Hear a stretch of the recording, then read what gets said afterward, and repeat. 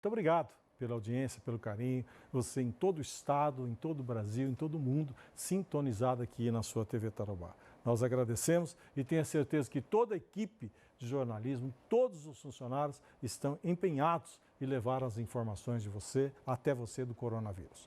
Agora, nós convidamos e queremos já agradecer o Dr. Lucas Velasco, que vai estar dando as informações em relação às leis trabalhistas. Ele que é professor, é doutor na área. Bom dia, doutor Lucas, como vai? Muito obrigado pela sua participação. Bom dia, Wilson. Bom dia quem está nos assistindo em casa. É um prazer estar aqui no Gente que Faz. Muito bem. Doutor, o empregado é obrigado a trabalhar durante a pandemia? Nós temos que seguir nesse momento, Wilson, as recomendações da Secretaria da Saúde. Se aquele setor, aquela empresa está liberada para trabalhar, o funcionário também tem que trabalhar. Na nossa região, aqui é uma região do agronegócio, de produção de alimentos, indústrias alimentícias, e esses ramos não podem parar. Então, o trabalhador, caso convocado, tem que estar trabalhando. E por que alguns empregados estão em casa e outros não? Isso é justamente por essas determinações da Secretaria da Saúde para evitar aglomerações, né? Nesse momento é muito importante sermos solidários. Então vai ter que ter algumas pessoas que vão ter que trabalhar de casa, que vão ter que ficar em suas casas, e isso gera consequências positivas. Então é por isso que é determinado que determinados setores onde tem muita aglomeração de pessoas, seja evitado o trabalho. Agora, até em certos municípios, a gente tem portaria limitando o número de pessoas, tentando gradativamente que as atividades voltem ao normal. E quais foram as regras em relação às férias? Houve alteração? Houve sim alteração. O governo, através de medidas provisórias, trouxe várias opções para que as empresas atravessem esse momento e aquelas que precisam fechar em virtude da pandemia tenham essas opções. Antes, as férias, tinha que ter um aviso de 30 dias, né, o que é o normal.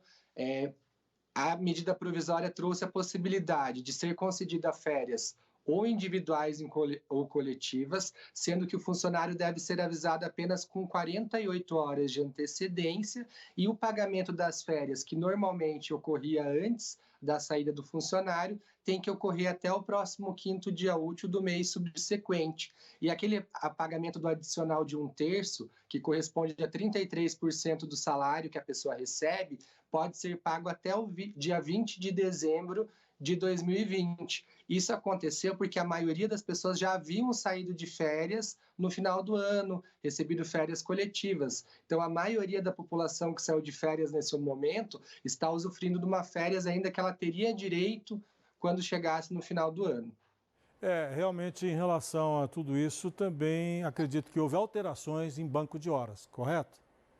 Correto, porque muitas empresas optaram ou por dispensar os funcionários para que eles pudessem repor o horário futuramente, ou também temos setores como dos mercados, das farmácias e principalmente o setor da saúde, que nesse momento está tendo que trabalhar mais do que o permitido. Então, há a possibilidade das empresas firmarem banco de horas de maneira individual com cada trabalhador, onde essas horas vão poder ser repostas ou dispensadas nos próximos 18 meses.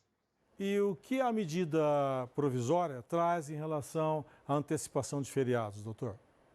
Essa antecipação de feriados é justamente para esses casos. Eu dispensei meu funcionário agora por 15 dias. Para que ele possa repor esses horários, os feriados eles vão poder ser utilizados nesse banco de horas, né? Com exceção dos feriados religiosos, os outros feriados vão poder ser utilizados para a compensação de horas ou para a realização de horas extras. E como funciona o teletrabalho? O teletrabalho, na verdade, é uma modalidade de trabalho que ela já existe há muito tempo. Desde 2011 já é regulamentada. E nesse momento, para quem pode trabalhar dessa maneira, é o ideal e o que é indicado. Então, antes teria que haver a concordância do empregado. Com a medida provisória, o empregador só precisa comunicar esse empregado com 48 horas de antecedência, e as regras desse contrato os direitos e os deveres de cada um vão poder ser regulamentados por escrito no prazo de 30 dias. Então, ela trouxe essa flexibilização no momento de necessidade que nós estamos passando nesse momento.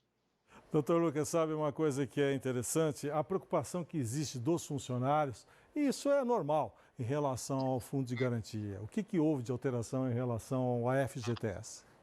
Em relação ao FGTS, houve a suspensão do pagamento para quem a empresa que necessita, né, na competência desses próximos 3 meses. Então, passou o período da pandemia, que a gente espera que passe logo, o empresário ele vai ter até 6 meses para parcelar essas parcelas que ele não efetuou o pagamento agora no momento.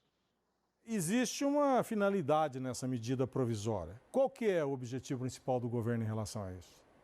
O objetivo principal nas 3 medidas provisórias que o governo lançou em relação às regras trabalhistas é manter os postos de trabalho e a renda, né, e a saúde financeira das empresas nesse momento de calamidade pública. E traz algumas alterações, alternativas para os funcionários?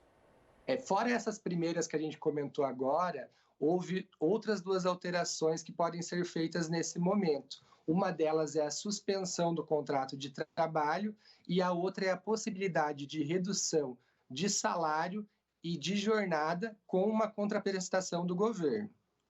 Existe um momento que as empresas possam fazer uma opção por essa alteração? A partir de segunda-feira vai ser disponibilizada uma portaria no Ministério da Economia para nós sabermos na prática como que vai funcionar isso. Mas ele já vai poder se dar de maneira imediata e as empresas vão ter até 10 dias para informar, através do sistema que o governo vai fornecer, qual que foi a opção que elas tomaram em relação a essas 2 opções que a gente acabou de comentar. Doutor, poderá ocorrer uma alteração, diminuição de horários e também de salários. Como é que vai ser isso? Como é que podemos esperar essa situação? Como que funciona? A medida provisória ela fala de 3 situações, ou redução de 25% do salário da jornada, ou de 50%, ou de 75%, e pode ser modificado por acordo coletivo de trabalho. O funcionário ele vai trabalhar menos e ele vai ganhar uma parcela do governo. A gente se baseia no seguro-desemprego para ficar mais fácil das pessoas entenderem, e foi a regra que o governo utilizou para o pagamento desse valor que ele vai disponibilizar. Então, se a empresa vai reduzir 50% do meu horário e do meu salário, 50% o governo vai disponibilizar através do cálculo que eu teria de valor de seguro-desemprego. E o seguro-desemprego sempre o governo paga do valor do salário mínimo, que é de 1.045 até 1.810. Então, eu vou ganhar metade, 50% desse benefício do governo e 50% do salário normalmente da empresa. Vai depender do período de redução, de horário e de salário. Isso para as empresas que oferem no ano o faturamento bruto de até 4.800.000. Para aquelas que têm um valor superior, só existe a possibilidade